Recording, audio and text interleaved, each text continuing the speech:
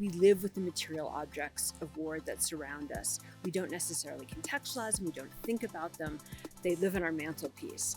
And it really inspired this idea of making objects a centerpiece of thinking about the humanities. This project started with a class that I taught in 2018 with Professor Evelyn Funda on the history of the First World War. And we were trying to find something that our students could do to help us think about how wars are remembered. So we came up with the idea of having a roadshow where people in the community could bring in material from the First World War. It went so much better than we thought. We weren't sure that anyone was going to show up, but among the things that were brought was someone bringing in a shell casing, so an ammunition shell from the First World War, on which a family member who had participated in the war had, with a nail, it looked like a sort of hammer and nail, tiny dots, placed a picture of the Statue of Liberty on the shell casing. And that was just such a powerful way to make them understand that we live with the material objects of war that surround us.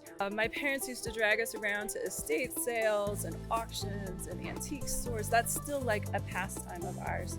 And so stuff just gets to me. That's why I'm in a museum. Right? That's why I work here.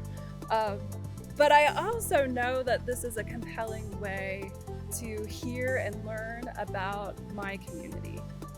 Because I know that we all have these stories, and we're excited to hear Utah's stories as they can be told through this material culture.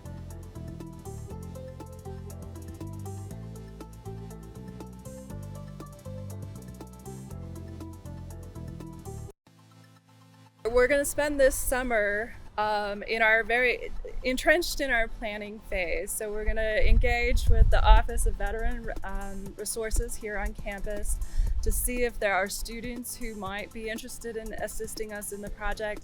We have some paid positions as part of this for a graduate assistant, as well as undergraduate students who might want to assist in the project in both the planning as well as leading some of our community discussions in the fall.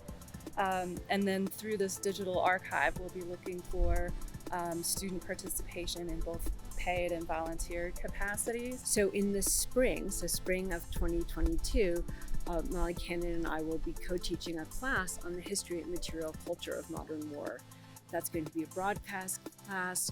We are going to hope that we'll have students participating across the state, and we're going to train them as part of that course in how to conduct oral histories, collect object stories, digitally record objects, and that class will culminate in another larger roadshow collection of objects that have been brought home or produced during these wars. There's this fancy term we use called democratization of history.